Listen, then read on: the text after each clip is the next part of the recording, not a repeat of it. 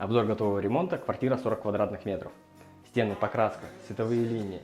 Здесь у нас постирочная, просторная ванная комната, ванная, инсталляция, раковина из керамогранита.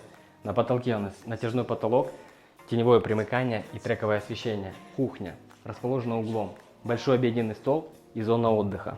Самое интересное, это у нас спальная комната. Здесь у нас двуспальная кровать и лаунж-зона, которая отделяется раздвижной перегородкой.